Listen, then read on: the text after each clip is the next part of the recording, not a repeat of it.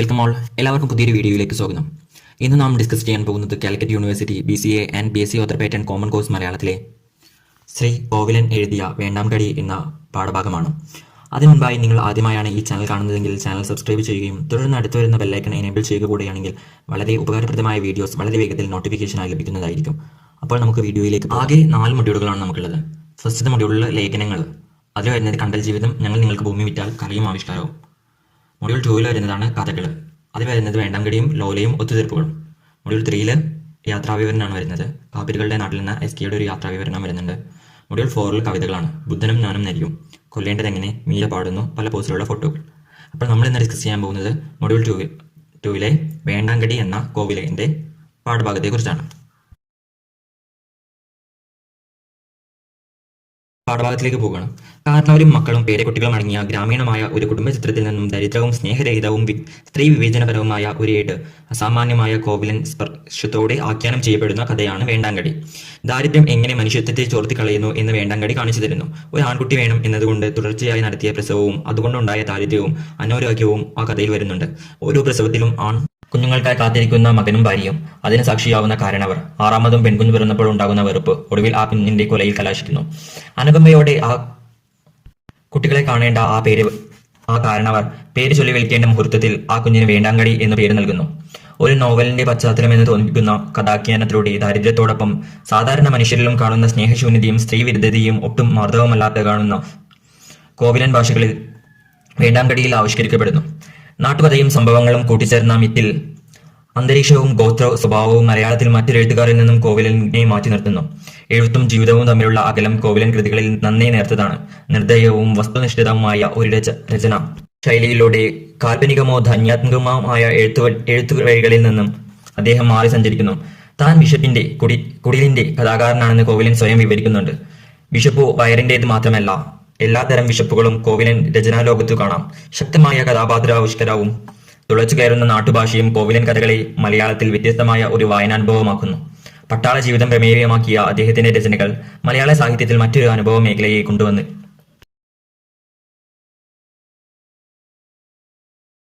മുത്തച്ഛൻ കയ്യാളുകളുടെ ഉമ്മറത്ത് ചാരുകസാരയിൽ മാറത്തെ നരത്ത രോമങ്ങൾ നുള്ളിയെടുക്കുകയാണ്. കസാര മരത്തിൻ്റെതായിരുന്നു, പഴക്കം ചെന്നതായിരുന്നു. ഒരാൾ എങ്ങനെയും കിടക്കാവുന്നത്ര വലുപ്പവും പഴയ തറവാടുകളിൽ മാത്രം കാണാവുന്നതുമായ ആ ഉരുപ്പിടി മുത്തച്ഛന്റെ അച്ഛൻ ഉപയോഗിച്ചിട്ടുണ്ട്. പലപ്പോഴും മണലുകൾ കൊണ്ട് ഉരച്ചു കഴുകാറുള്ളത് കൊണ്ടാകണം കസാരയും നരച്ചു കഴിഞ്ഞിരുന്നു. മുത്തച്ഛൻ മാറത്തെ നരത്ത രോമങ്ങൾ നുള്ളിയെടുക്കുകയും അന്തസ്സുറ്റ കരുത്താർന്ന കഴിഞ്ഞുപോയ തന്റെ ജീവിതത്തെക്കുറിച്ച് ഒന്ന് ഓർക്കുകയും ഓർമ്മിക്കുകയാണ്. 7 ഇലകളുള്ള ചക്രം താനെ എടുത്തുകൊണ്ടുപോയി കയലിലിട്ട് കോൾപ്പാടത്തെ വെള്ളം ചവിട്ടി വറ്റിച്ചത്. ചേരിയിൽ ഇറങ്ങി തല്ലുന്ന അച്ചുമൂത്താനെയും തവിട്ടുകാരൻ കിണ്ടുവിനെയും ഒരൊറ്റ കൈകൊണ്ട് ഒറ്റയ്ക്കു ചാതിക്കാരൻ പിടിച്ചതും. ചിരി വന്നു. മല്ലന്മാർ 2 പേരും കുതറി നോക്കി തന്റെ കൈകൾ. അവ കസാരയിലൂടെ തണ്ടിൽ തളർന്നു കിടക്കുന്നു. വടക്കേ അറ്റത്ത് അച്ഛനും മക്കളും സ്വത്തിന്റെ പേരിൽ വഴക്കിട്ടു തല തല്ലി പൊളിക്കാറായപ്പോൾ പഞ്ചായത്ത് പറഞ്ഞ് കേസൊതുക്കി തമ്മിൽ തീർത്തത്. പകൽ ഒട്ടുമുക്കാലും അതേ കിടപ്പും ഓർമ്മകളുമാണ്. അത്യാവശ്യങ്ങൾക്ക് പുറത്തു പോകും. വെയിൽ തണുക്കും മുൻപേ കുളിക്കും. കയ്യാലകളുടെ അകത്ത് പഴയ കട്ടിലിൽ കിടക്ക വിരിച്ചു കിടക്കും. വീണ്ടും ഓർമ്മകളാണ്. അന്തസ്സു കരുത്തോണ്ടുണ്ടായിരുന്ന ജീവിതം തളർന്നു. തളർച്ചയെക്കുറിച്ച് ഓർമ്മ വരാതിരിക്കുവാൻ വേണ്ടി പഴയ പാട്ടുകൾ ഈണത്തിലും താളത്തിലും മുളുകയായി. കുട്ടികൾ ആരെങ്കിലും വന്ന് ഉണ്ണാൻ വിളിക്കുന്നു. എണീറ്റ് ചെരുപ്പിട്ട് വടക്കിനിയുടെ കൈയെടുക്ക് കഴുകാൻ പോകുന്നു. അപ്പോൾ മുത്തശ്ശൻ ആ വീടിന്റെ ഉമ്മറക്കോലായിൽ ഇരുന്ന് കണ്ട് പഴയ കാര്യങ്ങളെല്ലാം ഓർമ്മിക്കുകയാണ്. അതായത് പഞ്ചായത്ത് തീർക്കാൻ വേണ്ടി പോയത്, അതായത് 2 പേരുടെ തമ്മിലുള്ള പ്രശ്നങ്ങൾ പറഞ്ഞു തീർക്കാനും മല്ലന്മാർ തമ്മിൽ മത്സരിക്കുന്ന വേളയിൽ അവരെല്ലാം പിടിച്ചു മാറ്റാനും അതിനൊക്കെ കരുത്താർന്നതായിരുന്നു തന്റെ ശരീരം. എന്നാൽ അതൊക്കെ നശിച്ചുപോയി. പ്രായം നന്നായി കാർന്നു തിന്നിരുന്നു. ആ ഒരു അവസ്ഥയാണ് ഫസ്റ്റത്തെ പാരഗ്രാഫിൽ കവി വിവരിക്കുന്നത്. മുത്തശ്ശന്റെ മെയിൻ പണി എന്താന്ന് വെച്ചാൽ ഇപ്പോൾ ഒരു കസാരയിൽ ഇരുന്ന് കണ്ട് പഴയ കാര്യങ്ങളെല്ലാം ഓർമ്മിക്കാം. അത് മാത്രമാണ് മുത്തശ്ശന്റെ ഇപ്പോഴത്തെ ജോലി. അച്ഛൻ പടിഞ്ഞാറ്റിനിയുടെ ഉമ്മറത്ത് തെക്കേ കോണിൽ പനയോലയുടെ തട്ടുകൾ അടുക്കിയിരുന്നു. പറമ്പിലേക്കാണ് നോട്ടം നട്ടിരുന്നത്. മനസ്സിൽ പ്രാരാബ്ദങ്ങളാണ്. സരസ്വതിക്ക് സാരി വേണമത്രേ. താവൂണി വേണമെന്ന് പറഞ്ഞു, വാങ്ങിക്കൊടുത്തു. അത് കീറിയിട്ടില്ല, പഴകിയിട്ടില്ല. സാരി വേണം. പെണ്ണുങ്ങൾ വളർന്നു പോയത്രേ. വളർന്നുട്ടോ? ഈ വടക്കേ തറയിൽ പഠിക്കാൻ പോകുന്ന പെൺകുട്ടികൾ ആരും സാരി ഉടുത്തിട്ടില്ല. ആരും അവിടെ പഠിക്കാൻ പോയിട്ടില്ല. അവൾക്കൊരു സാരി വാങ്ങിക്കൊടുക്കണമെന്നു വെച്ചോളൂ. പഠിക്കലിലെ മാവിന്റെ കരാർ ഉറക്കേട്ടെ. ഒന്നു മതിയോ? ഒരാൾക്ക് 2 സാരി വാങ്ങാം. ഇനിയുമുണ്ടല്ലോ താഴെ. അച്ഛൻ തന്റെ മക്കളെ കുറിച്ച് ഓർത്തു. അവർ 5 പെൺകുട്ടികളാണ്. വളരുകയാണ്. പറമ്പിലേക്ക് നോട്ടം നട്ടിരിക്കുന്ന അച്ഛന്റെ കാഴ്ച ഉള്ളിലോട്ടാണ്. അവിടെ നെഞ്ചിന് കൂട്ടുകാരോ കരളിലോ കണ്ണിന്റെ കൃഷ്ണമണിയിൽ തന്നെയോ കാണി കാണി വളരുന്ന 5 പെൺകുട്ടികൾ അവരവരുടെ ഊഴമൊപ്പിച്ചു നടക്കുന്നുണ്ടായിരുന്നു. സരസ്വതി നെടുവേർപ്പെടുന്നത് അച്ഛൻ കണ്ടു. വയറൊന്ന് കാളി. അടിവയറ്റിലെ കുടലൊക്കെ ശൂന്യമാവുന്നത് പോലെയാണ്. ഈ ശൂന്യതയിൽ തീ പുകഞ്ഞു. ചൂടുള്ള പുക കനത്ത നെഞ്ചിലേക്ക് നുഴഞ്ഞു കയറി. അപ്പോൾ ഈ അച്ഛന് എപ്പോഴും തൻ്റെ കുഞ്ഞുങ്ങളെ കുറിച്ച് ഓർത്തൊരു വേവലാതിയാണ്. 5 പെൺകുട്ടികളായിരുന്നു അച്ഛന്. അപ്പൊ ഈ 5 പെൺകുട്ടികളെ, അവരുടെ കല്യാണം, അങ്ങനെ ഒരുപാട് കാര്യങ്ങൾ അതേക്കുറിച്ച് ഓർത്ത് അച്ഛനൊരു വേവലാതി എപ്പോഴും മനസ്സിലുണ്ടായിരുന്നു എന്നാണ് ഈ ഫസ്റ്റത്തെ ഭാഗങ്ങളിൽ പറയുന്നത്. അടുത്തത് ദേവകി വാതിൽ മറഞ്ഞു നിൽക്കുന്നതാണ് അച്ഛൻ കണ്ടത്. ചേച്ചിക്ക് താവോണി കൊണ്ടുവന്നപ്പോൾ അവൾക്കൊന്നും ഉണ്ടായിരുന്നില്ല. അവളുടെ പാവാട തുന്നിക്കൂട്ടിയിരുന്നു. ചേച്ചിക്ക് സാരി വാങ്ങുമ്പോൾ അവൾക്കൊരു പാവാടയും ജാക്കറ്റും വേണം. അത് അവൾ പറയില്ല, ഇന്നേ വരെ പറഞ്ഞിട്ടില്ല. എല്ലാം കണ്ടറിഞ്ഞ് ചെയ്തു കൊടുക്കണം. ഇല്ലേ അവൾ ചുമ്മാ നിന്നു കരയും. നനഞ്ഞ കവിൾ വാതിലിന്റെ ഓരത്ത് ചേർത്ത് തുടച്ചുകൊണ്ട് അവൾ അച്ഛനെ നോക്കി. പത്മിനി തുള്ളിച്ചാടിക്കൊണ്ട് ഉമ്മറത്ത് കൂടി കടന്നുപോയി. ടീച്ചർ പഠിപ്പിച്ച നൃത്തം പഠിക്കുകയാണത്രേ. നിലതെറ്റിയ വെള്ളത്തിൽ പെട്ടതുപോലെ അവൾ കൈയും കാലും അടച്ചിരുന്നു. അത്ര വെപ്പാളത്തിലും വിമ്മിഷ്ടത്തിലും അല്ല. അവളുടെ മെലിഞ്ഞ കൈകൾക്കു താമരത്തണ്ടിന്റെ ഒഴുക്കുണ്ടായിരുന്നു. താളത്തിൽ കുതിച്ചിരുന്ന അവളുടെ കാലുകൾ കൂമ്പുകയും വിതുമ്പുകയും ചെയ്യുന്ന ആമ്പൽപ്പൂ പോലെയായിരുന്നു. മക്കൾ കണ്ണിൽ കിടന്ന് പൊരിയുന്നതിനിടയ്ക്ക് മുറ്റത്തെ വാലടച്ച് പതുങ്ങിക്കിടക്കുന്ന പട്ടി കുതിച്ചു പാഞ്ഞു. അണ്ണാൻ കവുങ്ങിൽ കയറുന്നു. എണീറ്റ് ഓടണമെന്നുണ്ട്. നെഞ്ചു പിടിച്ചു വലിക്കുകയാണ്. ആഞ്ഞു നടക്കുമ്പോൾ കിതച്ചു. പിടിയാട്ടി. കവുങ്ങിന്റെ കടക്കിലേക്ക് ഓട്ടം പോലെ കുതിച്ചെത്തിയ പട്ടി മേലോട്ട് കുരച്ചു ചാടി. കവുങ്ങിന്റെ പട്ടകളിലൂടെ ഓർന്നു ചാടി അണ്ണാൻ കുതിച്ചു. താഴെ പട്ടി ഓരം പാഞ്ഞു. അച്ഛനും ഓടണം. നെഞ്ചു പിടിച്ചു വലിക്കുന്നല്ലോ. ഓർത്തു, ഒന്നിനെയും വിളിക്കാനില്ലല്ലോ. അമ്മ കടുങ്കാപ്പി കൊണ്ട് ഉമ്മറത്തേക്ക് വിളിച്ചു. കടന്നു പോ ബെഡ്ന്ന്. കവുങ്ങിന്റെ ചുവട്ടിൽ വീർപ്പുമുട്ടുന്ന അച്ഛൻ തട്ടിക്കേറി. അച്ഛന്റെ ഗ്ലാസ് തടുപ്പത്തിൽ അടുത്തു വെച്ച് അമ്മ കയ്യാലയിലേക്ക് ഇറങ്ങി നടന്നു. അച്ഛന് അരിശമാണ്. മിണ്ടിയാൽ അരിശം, കണ്ടാൽ അരിശം. താനെന്ത് പിഴച്ചു? പെറ്റുകൂട്ടുന്നത് എന്നാണ്. തിരിവെച്ച ഒന്നിനെ പറ്റില്ല. എപ്പോഴും അമ്മയ്ക്ക് ഇതേ വിചാരമാണ്. വിചാരപ്പെട്ട് അമ്മയെ പാടെ ഉണങ്ങിയിരുന്നു. അപ്പൊ അമ്മയ്ക്കും ഈ ഒരു വിചാരം മാത്രമാണ് തൻ്റെ കുട്ടികളെ കുറിച്ച്. ഒരു ആൺകുട്ടിയെ പോലും ഇതുവരെയായിട്ട് പ്രസവിക്കാൻ സാധിച്ചില്ല. അതിലൊരു അമർഷത അമ്മയ്ക്കും ഉണ്ടായിരുന്നു. അതുപോലെ തന്നെ അച്ഛന് ഇപ്പൊ അമ്മയെ കാണുന്നത് തന്നെ ദേഷ്യമാണ്. ഒരു ആൺകുട്ടിയെ ഇതുവരെ തനിക്ക് നൽകാൻ സാധിച്ചില്ല എന്നതുകൊണ്ട് ആ അച്ഛന് അമ്മയോട് ഒരു ദേഷ്യം ഉണ്ടായിരുന്നു എന്ന് ഇവിടെ കാണാം. അമ്മയുടെ ആ ശരീരം ഉണങ്ങിയിരുന്നു. അമ്മ പാടെ ഉണങ്ങിയിരുന്നു എന്ന് പറഞ്ഞാൽ അമ്മ അത്രയും ശോഷിച്ചിരുന്നു. അത് അവരുടെ ആ ദാരിദ്ര്യത്തെ സൂചിപ്പിക്കുന്ന ഒരു വാക്യമാണ്. മുത്തച്ഛൻ ഒന്നും പറയാതെ വീണ്ടും തന്റെ ഓർമ്മകളിൽ മുഴുകിക്കൂടുകയാണ്. ചുമ്മാ കസേരയിൽ കിടന്നു മാറുന്ന രോമങ്ങൾ നുള്ളിയെടുത്തു. കക്കാട് പാറത്തേക്ക് ആർക്കോട്ടൻ പോയത് ഓർക്കുകയാണ്. തലമണിക്കാരൻ താനായിരുന്നു. അമ്മ കസാരയുടെ മുമ്പിൽ തെല്ലുനേരം നിന്നു. മുത്തച്ഛനൊന്നും കാണുന്നുണ്ടാവില്ല. കാപ്പി കുടിച്ചോളെ എന്ന് പറഞ്ഞത് കേട്ടു. അവിടെ വെച്ചോ. എനിക്ക് തളർന്ന കൈകൊണ്ട് കാണിച്ചു. കസാരത്തണ്ടിൽ പതുക്കി ഉയർന്ന കൈത്തണ്ടയിൽ അയഞ്ഞു. രോമം നിറഞ്ഞ തോൾ താടി തൂങ്ങിയിരുന്നു. കാപ്പി തണ്ടിൽമേൽ വെച്ച് അമ്മ പിന്നോക്കം തിരിഞ്ഞപ്പോൾ മുത്തച്ഛൻ ചോദിച്ചു, നമ്മുടെ രാധാമണിയോ? 4ാമത്തെ കൊച്ചിനെയാണത്. അവിടെ എങ്ങാനും ഉണ്ടാവും എന്ന് പറഞ്ഞു അമ്മ നടന്നു. മുത്തച്ഛൻ വിളിച്ചു രാധാമണിയെ. മുറ്റത്തേക്ക് ഇറങ്ങിയ അമ്മ സാവകാശം ചോദിച്ചു, അത്തരങ്ങ് കുടിച്ചൂടെ? മുത്തച്ഛൻ പറഞ്ഞു, ഞാൻ കുടിച്ചോളാം. അണ്ണാന്റെ പിറകെ ഓടിയ പട്ടി തിരിച്ചു വന്നു. വീണ്ടും മുറ്റത്ത് വാലടിച്ചു പതുങ്ങിക്കിടന്നു കിതച്ചു. അച്ഛൻ കവുങ്ങിൻ തോട്ടത്തിൽ നിന്നും മടങ്ങി തിരക്കത്തിലിരുന്നു. തൂണിച്ചാരി പറമ്പിലേക്ക് നോട്ടം. അമ്മ ഓർമ്മപ്പെടുത്തി, കാപ്പി തണുക്കും, അതിന് തട്ടിക്കയറും എന്നാണ് ഓർത്തത്. ഇല്ല. അച്ഛൻ മുത്തച്ഛനോട് ചോദിച്ചു, അച്ഛന് ഒഴക്ക് പാല് ചേർത്ത് കാപ്പി കുടിച്ചൂടെ? മുത്തച്ഛൻ തിരിച്ചടിച്ചു, ഒഴിക്കിഷേ. ആട്ടിൻപാലും ഒരു ചൂള ചുമന്നു ഉള്ളിയും. അതായത് അച്ഛനോട് ചോദിക്കാണ്, പാലൊഴിച്ചിട്ടാണ് കുടിച്ചൂടെ എന്ന് ചോദിക്കാണ്. അപ്പൊ മുത്തച്ഛൻ തിരിച്ചു ചോദിക്കാണ്, ആ പാലൊഴിച്ചിട്ട് ഒരു ചുമന്നുള്ളിയും കൂടെ നിന്റെ കുട്ടികൾക്ക് കൊടുക്കാൻ വേണ്ടിയിട്ട്. അതൊരു പരിഹാസ രൂപേണയാണ് മുത്തച്ഛൻ തിരികെ ചോദിക്കുന്നത്. അച്ഛൻ അത് കേട്ടിട്ട് പകച്ചു. രാധാമണിയെയും രാധാദേവിയെയും മുത്തച്ഛൻ വിളിക്കുന്ന രാധ വടക്കിനിയിൽ നിന്നും കടന്നു വന്നു. ഉമ്മറത്തോടെ ചവിട്ടുപടിയിറങ്ങി കയ്യാലയിലേക്ക് ഉരുണ്ടുപിരണ്ട് ഓടിച്ചെന്നു. മുത്തച്ഛൻ ഘനഗംഭീരനായി ചോദിച്ചു, കുടിച്ചോ? 2 കൈകൊണ്ടും മാറോടടുപ്പിച്ച ഓട്ടു ഗ്ലാസിലേക്ക് നോക്കിക്കൊണ്ട് അവൾ പറഞ്ഞു. അവൾ മുത്തച്ഛനെ നോക്കി. കസാരപ്പടിയിൽ ഇരിക്കുന്ന നിറഞ്ഞ ഗ്ലാസ്സിലേക്ക് നോക്കി. ഒഴിയാറായ തന്റെ ഓട്ടു ഗ്ലാസ്സിൽ വീണ്ടും നോക്കി. മുത്തച്ഛൻ ചോദിച്ചു, ഇനിയും വേണോ? രാധ മിണ്ടിയില്ല. ഇങ്ങു വാ, മുത്തച്ഛന്റെ പങ്ക് നമുക്ക് 2 പേർക്കും കുടിക്കാം. അച്ഛന്റെ ഗ്ലാസ് തടുക്കത്തിൽ അടുത്തു തൊട്ടു നോക്കാതെ തന്നെ തണുക്കുന്നുണ്ടായിരുന്നു. സരസ്വതിക്കും ദേവിക്കും ആട്ടിൻപാൽ കൊടുത്തിട്ടുണ്ട്. അവർ 2 പേരുള്ളൂ. അവർ നന്നായി തന്നെ വളർന്നു. അച്ഛൻ തന്നെ അവരെ താരാട്ടുകയും ഉറക്കുകയും ചെയ്തു. അവർക്ക് അമ്മയേക്കാൾ ഇഷ്ടം അച്ഛനെ തന്നെയായിരുന്നു. ദേവകി മുല കുടിക്കുമ്പോൾ താൻ കൈകൊട്ടിയാൽ ഇങ്ങു പോന്നിട്ടുണ്ട്. അമ്മയോട് വിരാതു കെട്ടി അവളെ ഇങ്ങെടുത്തിട്ടുണ്ട്. അമ്മ വീണ്ടും പ്രസവിച്ചു. അവൾക്ക് ഭക്ഷണം കഴിക്കണം, ഉടുക്കണം, തീറ്റണം, മരുന്ന് വാങ്ങണം. ഭൂമി പെരുകിയില്ല, കവുങ്ങുകൾ ഇരട്ടിച്ചില്ല. അവ ഒരു 500 എണ്ണം ഉണ്ടായിരുന്നു. ദേവി നനച്ച് വളമിട്ട് കിളയ്ക്കാനുണ്ടാക്കാൻ നേരത്ത് അണ്ണാൻ കീറും. കീരി അടയ്ക്ക കുത്തി കുടിക്കാനാണ്. വെളിച്ചം വീഴുമ്പോൾ തൊട്ട് കാവലിരിക്കണം. എത്ര കാവലിരുന്നാലും നശിക്കേണ്ടത് നശിക്കും. എന്നിട്ട് മൂത്തു കിട്ടിയാൽ ചന്തയിൽ വിലയില്ല. ഈ അടയ്ക്ക കൊണ്ടാണ് ജീവിക്കുന്നത്. അടയ്ക്ക കവുങ്ങിൽ നിന്നിറങ്ങുന്ന കാലത്തൊക്കെ വിലയിടിയും. ഈ വരായ കൊണ്ടു ജീവിച്ചു തീർക്കണം. അതായത് അവർക്ക് ആകെ ഉണ്ടായിരുന്ന ഒരു വരുമാനം എന്ന് പറഞ്ഞാൽ ഈ അടയ്ക്ക വിറ്റ് കിട്ടുന്ന ഒരു പൈസ മാത്രമായിരുന്നു. ആയ കാലത്ത് പിന്നീട് അവരാരും മുത്തശ്ശൻ അധ്വാനിക്കാൻ പോയില്ല. ആയ സമയത്ത് പഞ്ചായത്ത് പറഞ്ഞു തീർക്കാനും ഈ മല്ലന്മാരെ പിടിച്ചു കിട്ടാനും മാത്രമാണ് പോയിട്ട്. കവുങ്ങുകൾ ഇരട്ടിക്കില്ല, അതുപോലെ തന്നെ ഭൂമി പെരുകിയില്ല എന്നൊക്കെ പറയുന്നുണ്ട്. അതായത് ഈ കുഞ്ഞുങ്ങളുടെ എണ്ണം ഇങ്ങനെ വർദ്ധിക്കുന്നുണ്ട്, പക്ഷെ അവർക്ക് വേണ്ട വരുമാനം അത് ഈ ഭൂമിയിൽ നിന്ന് മാത്രമാണ് കിട്ടിയിരുന്നത്. അവ വികസിക്കാനോ വളരാനോ ഒന്നും പിന്നീട് സാധിച്ചില്ല. അവ അങ്ങനെ തന്നെ നിന്നു. കഴിഞ്ഞുകൂടാനുള്ളതൊക്കെ കാരണവന്മാരായിട്ട് സമ്പാദിച്ചിരുന്നു. എന്തും ധാരാളമായിരുന്നു ആദ്യത്തെ കാലത്ത്. മുറ്റം നിറയെ നെല്ല്, അകം നിറയെ നെല്ല്, അടുക്കളയിൽ നെല്ല് പെട്ടിയിലും പത്തായത്തിലും വട്ടിയിലും കുട്ടയിലും ചാക്കിലും നെല്ല് കിടന്നു. ഈ സുഭിക്ഷതയുടെ കാലത്ത് മുത്തച്ഛൻ കാറക്കൊട്ടാനും കാള തെളിക്കാനും ചേരിയിലിറങ്ങി കൈയിളക്കാനും തല്ലാനും ജാതിക്കാരൻ പിടിക്കാനും പഞ്ചായത്ത് പറയാനും നടക്കുകയായിരുന്നു. കുറേയേറെ കളത്തിലിറങ്ങി കാള തെളിച്ചു, കൈയിളക്കി, ജാതിക്കാരൻ പിടിച്ചു. പഞ്ചായത്തുകൾ പറഞ്ഞു തീർത്തില്ല. നിലം പാട്ടത്തിനായിരുന്നു. ആളും ശ്രദ്ധയും ഇല്ലാതെ നെല്ല് വിളഞ്ഞില്ല, പാട്ടം അളന്നില്ല. അതായത് ഇവരെല്ലാം പാട്ടത്തിനെടുത്തിട്ടായിരുന്നു കൃഷി ചെയ്തിരുന്നത്. മുത്തശ്ശനായ കാലത്ത് ഈ കൃഷി ചെയ്യാൻ മര്യാദയ്ക്ക് ചെയ്യാൻ പോയില്ല. അങ്ങനെ വിളവൊന്നും കിട്ടിയില്ല. അച്ഛൻ വളർന്ന് മുഴുത്തു നിൽക്കുമ്പോൾ ജമ്മി നിലം ഒഴിച്ചെടുത്തു. മുത്തച്ഛന് പാടില്ലാതായി. എന്തെങ്കിലും ഒരു ചൂടുന്നതിനെ വേണം. പാലിൽ ഒഴിച്ച കാപ്പി തിളപ്പിച്ചു. പാല് വീട്ടിലില്ല. തനിക്കായി പാല് കാശ് കൊടുത്ത് വാങ്ങേണ്ട.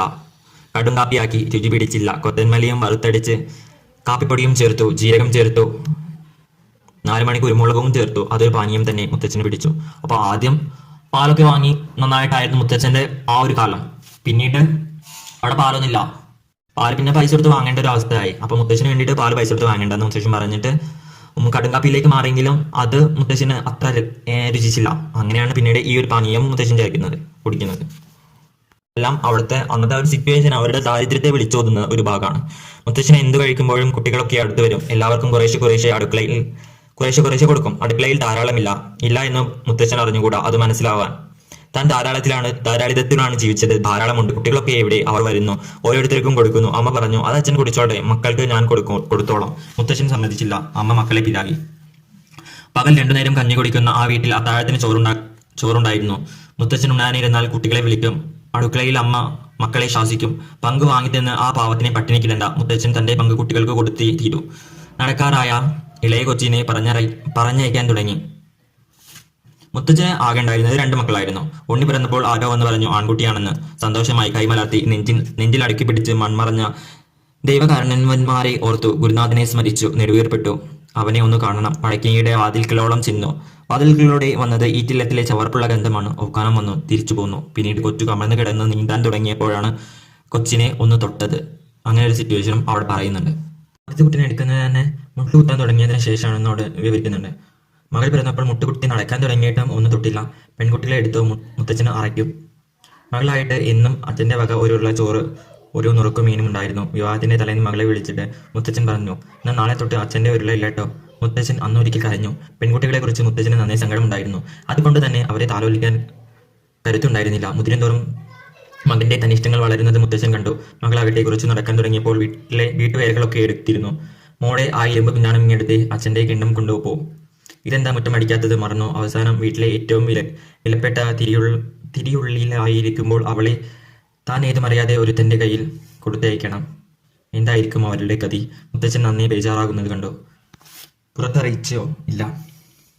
അതായത് പെൺകുട്ടികളുടെ ഒരു അവസ്ഥ, ഒരു കാലഘട്ടം കഴിഞ്ഞാൽ പിന്നീട് അവൾ മറ്റൊരുത്തിന്റെ കൂടെയാണ്.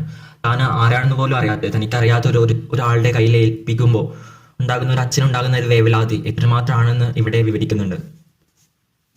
എന്നാൽ മുത്തശ്ശൻ പറയുന്നത് അതിന് വിപരീതമായിട്ടാണ് മുത്തശ്ശൻ സംസാരിക്കാറുണ്ടായിരുന്നത്. മുത്തശ്ശന്റെ മനസ്സിൽ ഈ ഒരു വേവലാതി എല്ലാം ഉണ്ടായിരുന്നു എന്നുണ്ടെങ്കിലും മുത്തശ്ശൻ അതൊന്നും പുറത്തു കാണിക്കാതെ മറ്റു രീതിയിലായിരുന്നു സംസാരിച്ചിരുന്നത്. ഒരുത്തി കുളിക്കാൻ ഒരുങ്ങുമ്പോൾ പറയുകയാണ്, കണ്ടോ പൂരം, ഇന്നലെ മടിയിലെടുത്തു വെച്ചതാ. എന്താണ് നാത്തൂനെ? ഒന്നെടുത്തു കടിക്കാൻ നേരം കിട്ടിയില്ല. എന്താപ്പത്? ഒരു പൂവാട എടുത്ത് കടിക്കാമെന്ന് വെച്ചപ്പോൾ ആ പൊട്ടൻ കടിച്ച ചിക്കൻ കിടന്ന് കരച്ചിൽ തുടങ്ങി. അങ്ങനെ ഞാനത് മടിയിൽ വെച്ചു. പിന്നെ ഇപ്പോഴാണ് ഓർക്കുന്നത് നാത്തൂനെ. നാത്തൂൻ അത്ഭുതപ്പെട്ട് മടിക്കുത്ത് വെടിപ്പാക്കവേ രണ്ടാമത്തെ നാത്തൂൻ ഒട്ടും വില വയ്ക്കാതെ പറഞ്ഞു, ഇതാപ്പോ വലിയ പൂരം. നോക്കിയേ, കർക്കിടക ശങ്കാന്തിന് അന്ന് ചുട്ട അപ്പാണി കിടക്കണത്. ഇന്നോളം മടി കിടന്നു. ഞാൻ അറിഞ്ഞോ ഇല്ല, ഓർമ്മ വന്നോ ഇല്ല. കേക്കുണ്ടോ നിങ്ങളെ ഒരു വിനായിക കിട്ടണ്ടേ? സ്ത്രീകളെ കളിയാക്കുന്ന കഥകൾ മുത്തശ്ശൻ മകളോട് പറഞ്ഞു. മകളുടെ അമ്മയോട് പറഞ്ഞു. മകൻ കല്യാണം കഴിച്ചപ്പോൾ മരുമകളോടും പറഞ്ഞു. കേൾക്കുന്നവർ ധരിച്ചു ഇതിന് പെണ്ണുങ്ങളെ കണ്ടുകൂടാ. അയൽപ്പക്കത്തെ പെൺകുട്ടികൾ വഴിയിലൂടെ പോകുമ്പോൾ മുത്തച്ഛൻ വിളിച്ചു, ആരാത്, മാലതിയാണോ? അതേ അമ്മാവാ, ഓടിക്കോ, എന്റെ കണ്ണിന് നേരെ കാണണ്ട. പാവം കൊച്ച് ഒന്നും മനസ്സിലാക്കാതെ മിഴിച്ചു നിന്നു. ഓടാൻ എനിക്ക് ഈ പെണ്ണെന്ന വർഗത്തിനെ കണ്ടുകൂടാ. അവൾ തറത്ത് നിൽക്കുകയും മുത്തച്ഛൻ കഥ പറയാൻ തുടങ്ങി. ആങ്ങൾ വിരുന്നു വരുമെന്ന് അറിഞ്ഞുകൂടായിരുന്നു. വീട്ടിൽ കോഴിയിറച്ചി പാകം ചെയ്യുന്നുണ്ട്. ആങ്ങൾക്ക് കൊടുത്താൽ തനിക്കും ഭർത്താവിനും തികയില്ല. അതുകൊണ്ട് ഉമ്മറത്തിരുന്നു നാട്ടുവർത്തമാനം പറയുന്ന ഭർത്താവിനെ വിളിക്കുന്നു. ഒന്നിങ്ങ് വരുമോ? എന്തിനാപ്പോ? ഞാൻ അളിയനോട് 4 വിശേഷങ്ങൾ പറയട്ടെ. ഒന്ന് വന്നിട്ട് പോയിക്കോളെ. ഭർത്താവ് അടുക്കളയിലേക്ക് ചെന്നില്ല. അവൾ കാൽ പരത്തി നിന്ന് കുമ്പിട്ടെടുത്ത തുണിയിൽ അടിച്ചു ഒച്ചയുണ്ടാക്കി നിലവിളിച്ചു. ഇവിടെ ഒന്നുമില്ലച്ചാ പോയിക്കോളാനങ്ങ് പറഞ്ഞോടെ. എന്നെ തല്ലണോ? പെണ്ണുങ്ങളായാൽ സ്വന്തക്കാരൊക്കെ വന്നെന്ന് വരും. എന്റെ പൊന്നാര കുഞ്ഞാങ്ങള ഒന്ന് വിരുന്നു വന്നു. കൊടുക്കാനൊന്നുമില്ലേ? പോയിക്കോളാൻ പറയും. എന്നെ തല്ലണോ? ഭർത്താവ് നിന്നും ഇഴിച്ചു. അവൾ കുമ്പിട്ടു നിന്ന് വീണ്ടും വീണ്ടും കൊടുത്ത തുണിയിൽ അടിച്ചു. പുന്നാര കുഞ്ഞാങ്ങള വന്ന പാട്ടിന് പോവുകയും ചെയ്തു. ഇതല്ലടി മാലു നിന്റെ ഒരു വർഗം? മുത്തച്ഛൻ ചോദിച്ചത് മാലതി കേട്ടില്ല. അവൾ ഓടിക്കളഞ്ഞു. വാശി പിടിച്ച് കരയുന്ന പെൺകുട്ടികളോട് അയൽപ്പക്കത്തെ അമ്മാവന്മാർ പറഞ്ഞു, ദാ വരുന്നു തറയിലെ തന്തമാമൻ. മിണ്ടാതെ നിന്നോ? ആൺകുട്ടികൾ പറഞ്ഞു, എന്നെ ഒന്നും കാണിക്കില്ല അല്ലേ അമ്മായി? മകൻ കല്യാണം കഴിച്ചു. മരുമകൾ ആദ്യത്തെ പെൺകുട്ടിനെ പ്രസവിച്ചു. ഈശ്വരൻ തരുന്നത് 2 കൈയും നീട്ടി സ്വീകരിക്കുക. പേര് വിളിക്കാൻ പലകയിട്ട് ഇരുന്ന മുത്തച്ഛൻ അലക്കി മടക്കിയ വെള്ളത്തുണിയിൽ കുളിപ്പിച്ചു മഷി എഴുതി ചാന്തു തൊടുവിച്ച് കിടക്കുന്ന കൊച്ചിനെ 2 കൈയും നീട്ടി സ്വീകരിച്ചു. ആ തുണിയോടെ തന്നെ അവളുടെ ചുണ്ടോളം പൊക്കി 2 ചെവിക്കിടയിലും പേര് വിളിച്ചു. മരുമകൾ പെൺപേരക്കുട്ടികളെ തന്നെ പ്രസവിക്കുന്നത് നിർത്താൻ വേണ്ടിയെന്നാവണം. മുത്തച്ഛൻ ഒരു അടവെടുത്തു. താൻ പഠിച്ചതും കേട്ടതുമായ എല്ലാ സ്ത്രീ സംബന്ധങ്ങളും തീർന്നാലെങ്കിലും ഒരു ആൺകുഞ്ഞിന് പിറന്നോളും എന്നാകാം ഓർത്തത്. ഒരു കൊച്ചിനെ തന്നെ ഒരു 20 പേരെടുത്ത് വിളിച്ചു. സരസ്വതിയെ സത്യഭാമ എന്ന് വിളിച്ചു. സാവിത്രി എന്നും വിളിച്ചു. സരളി എന്നും വിളിച്ചു. എന്ന് തുടങ്ങുന്ന ഏത് പേരെടുത്ത് വിളിച്ചാലും അത് സരസ്വതിയെയാണ്. അത് അവൾക്കും അറിയാം. ദേവികയെ ദേവയാനി എന്നും ദേവിയെന്നും ദയാവതി എന്നും ദമയന്തി എന്നും വിളിച്ചു. അറിയാവുന്ന പേരൊക്കെ കഴിഞ്ഞു എന്ന് തോന്നി. ഒടുവിൽ നന്ദിനി എന്ന 5ാമത്തെ കൊച്ചിനെ നാരീമണി എന്ന് വിളിക്കാൻ തുടങ്ങി. നന്ദിനി വടക്കോട്ടും കളിക്കാൻ തുടങ്ങിയപ്പോൾ പഞ്ചായത്തുകാരി മിഡ്വൈഫ് വീട്ടിലേക്ക് വന്നു. അമ്മയെ കണ്ടു. മിഡ്വൈഫ് ചോദിച്ചു, ചേച്ചിക്ക് എത്ര വയസ്സാ? അമ്മ പറഞ്ഞു, ഇനി പ്രസവിക്കേണ്ട ചേച്ചി. എന്താ ചെയ്യാ, ദൈവം തരുന്നതല്ല മനുഷ്യൻ സൃഷ്ടിക്കുകയാണ്. മിഡ്വൈഫ് തിരിച്ചടിച്ചു. 5 മക്കളുടെ അമ്മ ഒതുക്കാൻ വയ്യാത്തത്ര ലജ്ജിച്ചു പോയി. വാതിൽക്കൽ ചെകിടോർത്ത് നിൽക്കുന്ന സരസ്വതിയെ നേരെ തട്ടിക്കയറി. പോടി പെണ്ണെ അപ്പുറത്തേക്കും. എന്നിട്ട് നെടുവീർപ്പോടെ മിഡ്വൈഫിനോട് പറഞ്ഞു, ദൈവം തരുമ്പോൾ നിറച്ചു തരും. മിഡ്വൈഫ് ചുമ്മാ ഒന്ന് പേടിപ്പെടുത്തി നോക്കി. 40 ആവുമ്പോഴേക്കും 14 ആവും. അമ്മ ഞെട്ടി. എന്റെ ദൈവമേ, 14 പ്രസവിക്കാതിരിക്കാമോ? മിഡ്വൈഫ് പറഞ്ഞു. 6ാമത്തേത് ആണാവുമെന്ന് ഒരു ഉറപ്പുമില്ല. 5 എണ്ണം ഉള്ളതിന് നേരെ ചൊവ്വേ ആഹാരവും ഉടുപ്പും വിദ്യാഭ്യാസ സൗകര്യങ്ങളുമൊക്കെ ഉണ്ടാക്കട്ടെ. മിഡ്വൈഫ് അത്യാവശ്യമെന്ന് പറഞ്ഞ് കുറേയൊക്കെ കാര്യങ്ങളെക്കുറിച്ചും സംസാരിച്ചു. ഒന്നും മനസ്സിലായില്ല. ഒന്നും നടപ്പില്ല. 6ാമതും ഗർഭം ധരിച്ചു. പ്രസവിച്ചു. 6ാം കാലത്തും പെണ്ണു തന്നെ. പേറ്റുകൾ പോകുകയുള്ള മുത്തച്ഛൻ കയ്യാലയുടെ ഉമ്മറത്താണ് ഉണ്ണുക. പടിഞ്ഞാറ്റിനിയുടെ ഉമ്മറത്തേക്ക് കയറുമ്പോൾ പഴയ മനസ്സിൽ രസിക്കുകയാണ്. കുട്ടികളുടെ കരച്ചിൽ കേട്ടുകൊണ്ട് അദ്ദേഹം കസേരയിൽ കിടന്നു. അമ്മയുടെ ഞരക്കവും കേൾക്കാറായി. എന്റെ അച്ഛോ ഒന്ന് കേട്ടു. ആരെയാണ് വിളിച്ചത്? മുത്തച്ഛൻ ഇരിപ്പുറച്ചില്ല. എണീറ്റു ചെരുപ്പിട്ട് മുറ്റത്തേക്ക് ഇറങ്ങി മുത്തച്ഛൻ ചോദിച്ചു, കുഞ്ഞുമോൾ ഇവിടെ ഇല്ലേ? അപ്പോൾ ഒരു മിഡ്വൈഫ് വന്നിട്ട് ഇവരെ കുറിച്ച് ഗർഭനിരോധന മാർഗങ്ങളൊക്കെ കുറിച്ച് പറഞ്ഞു കൊടുക്കുന്നുണ്ടെന്നുണ്ടെങ്കിലും അവർക്കതൊന്നും മനസ്സിലായിട്ടില്ല. അവർ 6ാമതായിട്ട് വീണ്ടും ഗർഭം ധരിക്കുകയാണ്. അതും ഒരു പെൺകുഞ്ഞാണ്. ആ അമ്മ അവിടെ പ്രസവവേദനയിൽ കരയുന്നുണ്ടെന്നുണ്ടെങ്കിലും ഭർത്താവ് അവിടെ നിന്ന് പോവുകയാണ്. 6ാമതും പെൺകുഞ്ഞാണെന്ന് അറിയുമ്പോൾ വീണ്ടും വീട്ടിലേക്ക് വരുന്നുണ്ട് ഭക്ഷണം കഴിക്കാൻ വേണ്ടിയിട്ട്. ഉണ്ണാൻ ഇരുന്നു. ഉണ്ടില്ല. വീണ്ടും ഇറങ്ങിപ്പോയി. ഇന്നും അങ്ങനെയാണ്. അച്ഛൻ നേരെ ചൊവ്വേ വീട്ടിലില്ല. ഒന്നും അന്വേഷിക്കില്ല. മുത്തച്ഛനെല്ലാം കേട്ടു. എന്നിട്ട് മരുമക്കളോടായി പറഞ്ഞു, ഞാൻ ജീവിച്ചിരിക്കുമ്പോൾ നീ മരിച്ചു പോവില്ല. മുത്തച്ഛൻ കയ്യാലയിലേക്ക് പോയി കിടക്ക നിവർത്തി തലയിണയുടെ അടിയിൽ ഒരു പൊതിയെടുത്തു. സരസ്വതിയെ വിളിച്ചു കൊടുത്തു. എണ്ണി നോക്കാൻ പറഞ്ഞു. 73 രൂപ 13 അണ 5 കൈ ഉണ്ടായിരുന്നു. വാചകത്തിൽ മലയാളിയിൽ ഭർത്താവിനോടൊപ്പം താമസിക്കുന്ന അമ്മായിക്ക് സരസ്വതി കത്തെഴുതി. അമ്മായിയുടെ ഭർത്താവ് പണം അയച്ചു. അമ്മായി മറുപടി അയച്ചു. കുട്ടിക്ക് ശാന്തമ്മ എന്ന് പേര് വിളിക്കണം എന്നെഴുതി. പേര് വിളിക്കാൻ നേരം മുത്തച്ഛൻ വിളക്കും നിറയുടെ മുന്നിൽ കുളിച്ചു ഭസ്മം തൊട്ട് ചമ്രം പടിഞ്ഞിരുന്നു. അച്ഛന് വേണ്ടാത്ത മകളാണിത്. അച്ഛൻ ആ മകളെ ഇന്നേ വരെ ഒന്നും നോക്കിയിട്ടില്ല. അമ്മയെക്കുറിച്ച് അന്വേഷിച്ചിട്ടില്ല. കുട്ടിക്ക് പേരിടേണ്ട ഈ നല്ല നേരത്ത് അച്ഛൻ വീട്ടിലില്ല.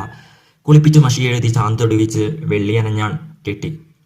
അലക്കി മടക്കിയ വെള്ളിയിൽ കിടത്തി ചോരക്കുഞ്ഞിനെ തന്റെ തളർന്ന കൈയിലേക്ക് ഏറ്റുവാങ്ങിയപ്പോൾ മുത്തച്ഛന്റെ അകം ഇടവെട്ടി. ശാന്തമ്മ എന്ന് പേരിടാൻ അമ്മായി എഴുതിയിട്ടുണ്ട്. വിതുമ്പുന്ന ചുണ്ടുകൾക്കു നേരെ കൊച്ചിനെ ഉയർത്തി അവളുടെ വലത്തെ ചികിടയിൽ മുത്തച്ഛൻ വിളിച്ചു, വേണ്ടാം കടി. ആരും കേട്ടില്ല. അത്ര പതുക്കിയാണ് മുത്തച്ഛൻ ആ പേര് വിളിച്ചത്. അല്ലെങ്കിൽ അപ്പോൾ ചുണ്ടുകൾ അനങ്ങിയതുപോലുമില്ല. നെഞ്ചു നൊമ്പരം കൊള്ളുകയായിരുന്നു.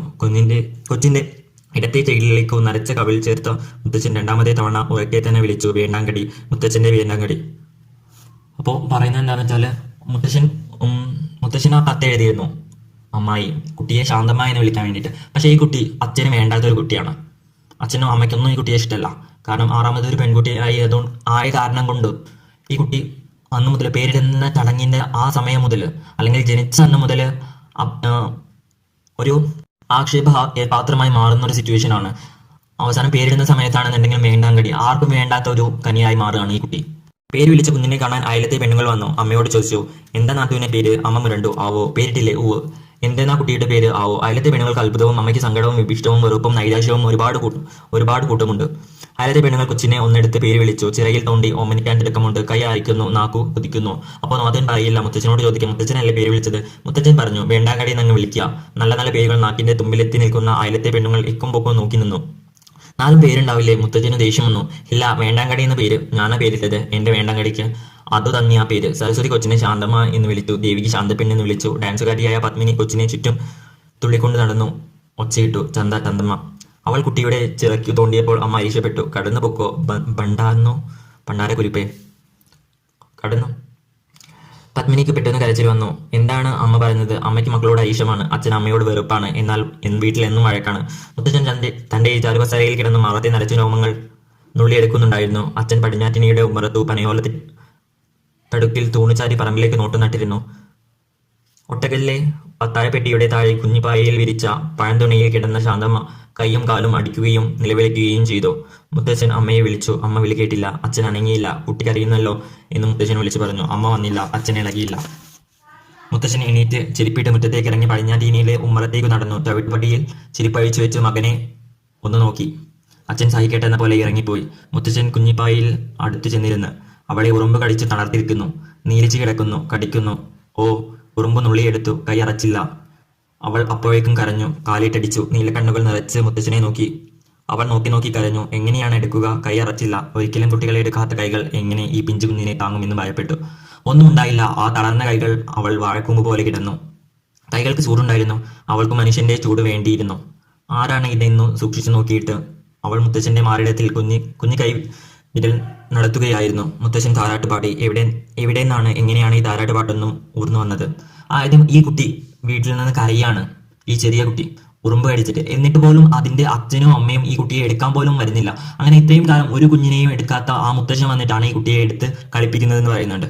മുത്തച്ഛൻ ദേവകിയെ വിളിച്ചു. ദേവയാനിയെ മുത്തച്ഛന് കൈ കഴിക്കാൻ ഇത്തിരി വെള്ളം വേണമല്ലോ. സരസ്വതി അമ്മയോട് പറഞ്ഞു. ഇത്തിരി കൊടുത്തേന്ന കണ്ടിലേക്ക് കരയണത്. അമ്മ അരീക്ഷപ്പെട്ടു. ഈ പണ്ടാരക്കെട്ടിനെ ഒന്ന് എടുത്തെങ്കിൽ. സരസ്വതി നടുങ്ങിപ്പോയി. നടുക്കത്തോടെ തന്നെ ചോദിച്ചു, എന്താ നിങ്ങൾ ഈ പറയണേ?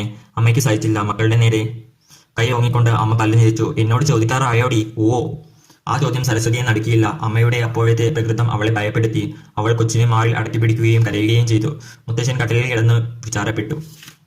പിന്നെയുള്ള ഭാഗങ്ങളൊക്കെ ഞാൻ ഒന്ന് ഷോർട്ടായിട്ട് ഞാൻ പറയാം, അല്ലെങ്കിൽ വീഡിയോന്റെ ലെങ്ത് ഒരുപാട് കൂടും. അപ്പോൾ കഞ്ഞി കുടിക്കാൻ വന്നിരിക്കുമ്പോഴും എല്ലാ സമയത്തും മുത്തശ്ശൻ പിന്നീട് വേണ്ടാങ്കടിയെ വിളിക്കുന്ന ഒരു സിറ്റുവേഷനാണ്. വേണ്ടാങ്കടിക്ക് പിന്നീട് നേരിടേണ്ടി വരുന്ന ഒരു ക്രൂരമായ കുറേ അനുഭവങ്ങൾ ഇവിടെ എടുത്തു കാണിക്കുന്നുണ്ട്. അമ്മ തിരിയാതെ വന്ന ചോറ് മക്കൾക്കൊക്കെ വിളമ്പി കൊടുക്കുകയാണ്. ആ സമയത്ത് ഈ വേണ്ടാങ്കടി എന്ന് പറഞ്ഞ കുട്ടി ഉറങ്ങി പോകുന്നുണ്ട്. ഓരോ പിന്നത്തിലും ഫുഡ് വിളമ്പുമ്പോൾ വേണ്ടാങ്കടി ഉറങ്ങി പോകുന്നുണ്ട്. ദേവിക്ക് അച്ഛൻ്റെ ചോറ് പടിഞ്ഞാറ്റിനിലേക്കും തെക്കും മരത്തേക്കും കൊണ്ടുപോയി. ഇനി അവർ അടുക്കളയിലേക്ക് കിടക്കുന്ന ഒഴിഞ്ഞ കിണ്ണം എടുത്തിട്ടാണ് അമ്മ തന്നെ വിളമ്പി തികയ്ക്കണം. ഈ വിമർശനത്തിനിടയ്ക്ക് മുത്തച്ഛൻ വേണ്ടാങ്കടിയെ കിട്ടണം. അമ്മ കേട്ടില്ല. കേട്ടോ എന്തോ മറുപടി പറഞ്ഞില്ല. മുത്തച്ഛന് സഹിച്ചില്ല. ഒരിക്കൽ കൂടെ ചോദിച്ചു, വേണ്ടാങ്കടി ചോറുണ്ടോ? അമ്മയുടെ നെഞ്ചു പെരുകിയിട്ടുണ്ട്. കുരൽ തികഞ്ഞില്ല. അമ്മ പെട്ടെന്ന് തന്നെ പറഞ്ഞു, ഇല്ല. മുത്തച്ഛന് പിന്നെ ഒന്നും ഇറങ്ങിയില്ല. ഒരു കൊച്ചുള്ളതിനെ ചോറെടുക്കാതെ ഉറക്കി. മുത്തച്ഛൻ സരസ്വതിയെ വിളിച്ചു. വേണ്ടാങ്കടിയെ ഉണർത്തി കൊണ്ടുവരാൻ പറയാണ്. അതിന് വേണ്ടാങ്കടി എവിടെ? ആരും കണ്ടില്ല. തിരച്ചിലായി. അകത്തൊക്കെ തിരഞ്ഞു. ചവിട്ടുപടിയുമേൽ തിരഞ്ഞു. കയ്യാലയിൽ തിരഞ്ഞു. വാഴത്തട്ടിയിലും കിണറ്റുവക്കത്തും വിളക്കെടുത്തോടത്തും ചെന്ന് നോക്കി. ആരും ഉണ്ടില്ല. അമ്മയുടെ കരൽ പിരഞ്ഞു. ഈ പണ്ടാരത്തിനെ ഇതിലെ എങ്ങാനും കെട്ടിയെടുത്തോ എന്ന് ഭയപ്പെട്ട് നിലവിളിച്ചു. നിലവിളി കേട്ട് അച്ഛൻ പുറപ്പെട്ടു. പടിഞ്ഞാറ്റിനിയുടെ തെക്കേ അറ്റത്ത് ചുമരിന്റെ അരികിൽ അടക്കി വെച്ച പായ ചുരുളുകൾ വലിച്ചു മാറ്റി. കണ്ടോ, അതാ വേണ്ടാങ്കടി കിടന്നുറങ്ങുന്നു. പായ ചുരുളിനും ഇതേ വേണ്ടാങ്കടി കിടന്നുറങ്ങുന്നത് അച്ഛൻ കണ്ടിരുന്നോ? അച്ഛനൊന്നും പറഞ്ഞില്ല. ഉറക്കത്തിന്റെ ഇടയ്ക്ക് അവൾ ചുമരിന്റെ ഇടയിൽ നിന്ന് ഉരുണ്ടു വീണതായിരിക്കും. മുത്തച്ഛൻ തെല്ലുറക്കെ തന്നെ പറഞ്ഞു, പട്ടിക്കും പൂച്ചയ്ക്കും പിറന്നതല്ലോ. അമ്മ മുറുമുറുത്തു. ഈ പണ്ടാരത്തിനെ അങ്ങ് കെട്ടിയെടുത്തിരുന്നുവെങ്കിൽ. അമ്മായിയും ഉഷക്കുട്ടിയും മാലായിൽ നിന്ന് വന്നു. അമ്മാമനും ഉണ്ടായിരുന്നു. അമ്മാമനെ ശാന്തമ്മ കണ്ടില്ല. അമ്മായി അവൾക്കു തിന്നാൻ ഒരു പെട്ടി ബിസ്ക്കറ്റ് കൊടുത്തു. ഉഷക്കുട്ടി അമ്മായിയുടെ മകളാണ്. ശാന്തമ്മ ബിസ്ക്കറ്റ് പെട്ടിയുടെ ചന്തം നോക്കി കൊതി തുള്ളി നിൽക്കവേ അമ്മായി ഉഷക്കുട്ടിയോട് പറഞ്ഞു, നോക്കിയേ ശാന്തചേച്ചിയല്ലേ നിൽക്കുന്നത്. ശാന്തമ്മ ഉഷക്കുട്ടിയെ നോക്കി. അവളുടെ ചന്തമുള്ള ഉടുപ്പും മാലയും ചെരുപ്പും കണ്ടു. അവൾ തന്നെത്താൻ ഇടം കണ്ണിട്ട് നോക്കി. അവൾക്ക് ഒന്നുമില്ല. ചുണ്ടുകൾ പിളുങ്ങി, കണ്ണുകൾ ഇടുങ്ങി. അവൾ കരയാൻ തുടങ്ങുകയാണ്. പിന്നീട് ഈ രണ്ട് കുട്ടികളും തമ്മിലുള്ള രണ്ട് കുട്ടികളും ഏകദേശം ഒരേ സെയിം ഏജാണ്. ഈ ശാന്തമ്മയും ഉഷക്കുട്ടിയും. ഈ ശാന്തമ്മയ്ക്ക് അതായത് വേണ്ടങ്കടിക്കാണെങ്കിൽ ഉടുപ്പില്ല, മാലയില്ല, ചെരുപ്പില്ല. ആരും അവളെ അന്വേഷിച്ചില്ല. മുത്തശ്ശൻ ചാരു കസേരയിൽ നിന്ന് എണീറ്റു. ചെരുപ്പിട്ട് മുറ്റത്തേക്ക് ഇറങ്ങി ചോദിച്ചു, എന്തിനാ എൻ്റെ വേണ്ടങ്കാടി കരയുന്നേ? അമ്മായി വന്നു നോക്കി. അവളെ ഒറ്റ കയ്യിൽ എടുത്തു പോക്കി. കണ്ടോ, അമ്മായി അവളെ എടുത്തില്ല. അമ്മായിയുടെ തോളിലിരുന്ന് ഉഷക്കുട്ടി അവളെ നോക്കി ചിരിച്ചു. അമ്മായി ഉഷക്കുട്ടിയെ താഴെ ഇറക്കി മകളോട് പറഞ്ഞു, ചേച്ചിക്ക് ഉമ്മ കൊടുക്കുക. ഉഷക്കുട്ടി ഉമ്മ വെച്ചപ്പോൾ അവളുടെ ചന്തമുള്ള ഉടുപ്പിൽ പിടിച്ച് ശാന്തമ്മ ചോദിച്ചു, എനിക്ക് തരുമോ? ഉഷക്കുട്ടി മിണ്ടിയില്ല. ശാന്തമ്മയെ ഒന്ന് സൂക്ഷിച്ചു നോക്കി. എന്നിട്ട് അമ്മയുടെ കാലിൽ കെട്ടിപ്പിടിച്ചു. ശാന്തമ്മ ഉഷയുടെ ചന്തമുള്ള ചെരുപ്പ് നോക്കി. മകളുടെ അമ്മ നാത്തിനോട് വിശേഷങ്ങൾക്കിടയിൽ മക്കളെങ്ങാനും കേൾക്കുന്നുണ്ടോ എന്ന സംശയത്തോടെ പതുക്കെ ചോദിച്ചു, നാളു തെറ്റിയെന്നാണോ? അമ്മായി പറഞ്ഞു, ഇല്ലെന്നാ. ആറുപെറ്റ അമ്മയ്ക്കും അത്ഭുതം തോന്നി. കല്യാണം കഴിഞ്ഞ് 4 കൊല്ലം കഴിഞ്ഞിട്ടാണ് ഉഷ പറഞ്ഞത്. ഉഷയ്ക്കിപ്പോൾ 3 വയസ്സ് തികയാറായില്ലേ? ഇക്കാലത്തിനിടയ്ക്കോ താൻ 3 പെറ്റു. അമ്മ അതങ്ങ് തുറന്നു പറയുകയും ചെയ്തു. ഉഷയുടെ അമ്മ പറഞ്ഞു, അതൊക്കെ ഉഷച്ചേട്ടനല്ലേ, ഉഷയുടെ അച്ഛനല്ലേ അറിയാവൂ. അമ്മ ചോദിച്ചു, എന്തിനാ ഈ ഒളിച്ചു വയ്ക്കുന്നത്? ഒന്നുമില്ല എന്നാ. ഉഷയുടെ അച്ഛന് ഒരിത്തിരി നാണമില്ല. ഇതൊക്കെ മനുഷ്യൻ സൃഷ്ടിക്കുന്നതാണെന്നാണ് പറയുക. ഉഷയുടെ അമ്മ ഇതൊക്കെ പറഞ്ഞപ്പോൾ മകളുടെ അമ്മ പഞ്ചായത്തിലെ മിഡ്വൈഫിനെ ഓർത്തു. ഉഷയുടെ അമ്മ തുടർന്നു, നിങ്ങൾക്ക് കേൾക്കണോ? പലതും ചെയ്യാറുണ്ടെന്നാണ് പറഞ്ഞത്. ഞങ്ങൾ 2 തവണ ലേഡി ഡോക്ടറെ കണ്ടു. അത്ര തന്നെ. എന്താണ് ഈ അത്ര തന്നെ എന്ന് അമ്മ ചോദിച്ചില്ല. അത്രയ്ക്കും പരാവേശ്യം തോന്നുകയാണ്. അച്ഛനും അമ്മാവനും വിശേഷങ്ങൾ പറഞ്ഞിരുന്നു. പറയുന്നതൊക്കെ അച്ഛനാണ്. അമ്മാവൻ ഇരുന്ന് കേട്ടു. ഇതൊക്കെ 14 വട്ടം കേട്ടിട്ടാണ് അയാൾ മാലായിലേക്ക് പോയത്. എല്ലാം പഴയ കഥകളാണ്. എല്ലാം മറന്നിട്ടുണ്ടാവുമെന്ന് അച്ഛൻ ഭയപ്പെടുകയാവാം. വീട്ടിൽ നിറയെ നെല്ലായിരുന്നു. നെല്ലുകൊണ്ട് ഒന്നു കിടക്കാൻ ഇടമുണ്ടായിരുന്നില്ല. പകലാണെങ്കിൽ ആരൊക്കെ വന്നു കൊണ്ടുപോയി എന്നൊരു കണക്കില്ല. തഹസിൽദാർ വന്ന് കൊണ്ടുപോയ കുടുംബമാണ്. പിന്നെ മുത്തച്ഛൻ്റെ സിൽബന്ധികളും വരുന്നു.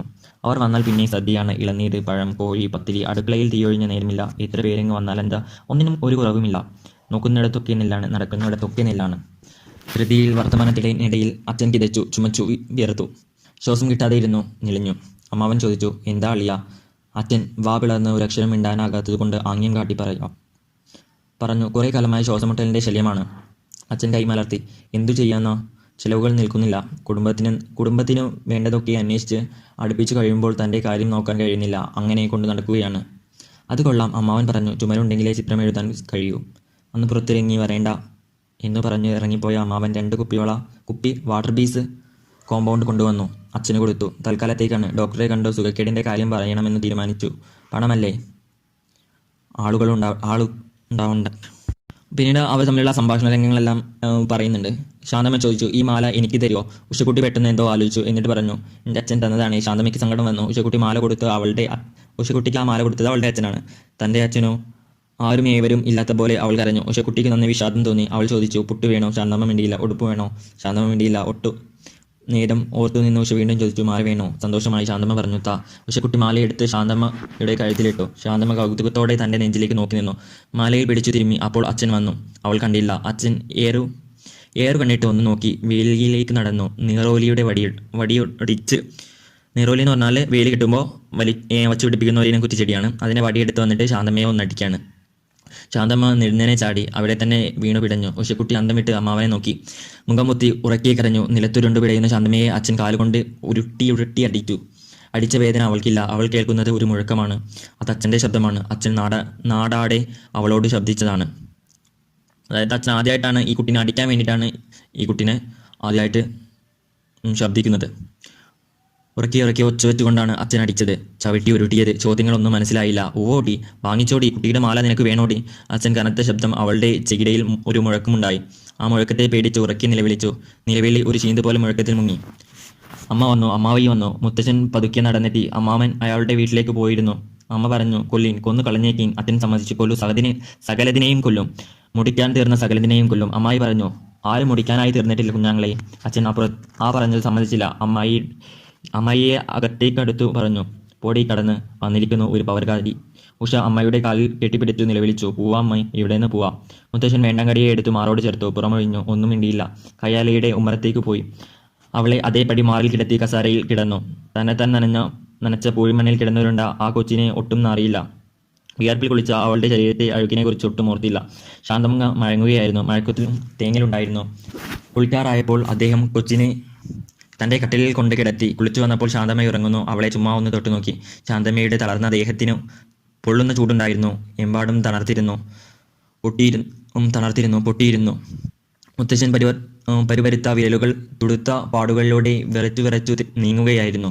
കൊച്ചു ഞെട്ടിത്തെറിച്ചു, തേങ്ങിക്കരഞ്ഞു. തേങ്ങ കൊണ്ട് തന്നെ വീണ്ടും മയങ്ങി. അമ്മ വന്നു ശാന്തമ്മയെ പടിഞ്ഞാറ്റിനിയുടെ അകത്തേക്ക് കൊണ്ടുപോയി. രാത്രി മുഴുവൻ അവൾക്ക് പനിച്ചു. അവൾ ഞെട്ടിവിറച്ചു, പേടിച്ചു നിലവിളിച്ചു. ശ്വാസമുട്ടുകാരനായ അച്ഛൻ അങ്ങേ മുറിയിൽ ഞെട്ടിയുണർന്നു. ഒന്നുറങ്ങാനും സമാധാനം തരുന്നില്ലല്ലോ എന്ന അരീശത്തോടെ എണീറ്റു. വിളക്ക് കൊളുത്തി. നോക്കിയപ്പോൾ കിട്ടിയതു വെട്ടുകത്തിയാണ്. അത് കടന്നെടുത്തു ശാന്തമ്മയുടെ ബായിലേക്ക് ചെന്നു. എക്കും പൊക്കും നോക്കിയില്ല. വെട്ടുകത്തി അലക്കുപരത്തി അവളെ അടിച്ചു ശ്വാസിച്ചു. ഒന്നും മിണ്ടാതെ കിടക്കി ഇവിടെ. അയാൾ എന്തൊക്കെയോ പള്ളു പറഞ്ഞു. ലാളിച്ച് പെണ്ണിനെ കൊള്ളരുതാത്തതാക്കിയതാണ്.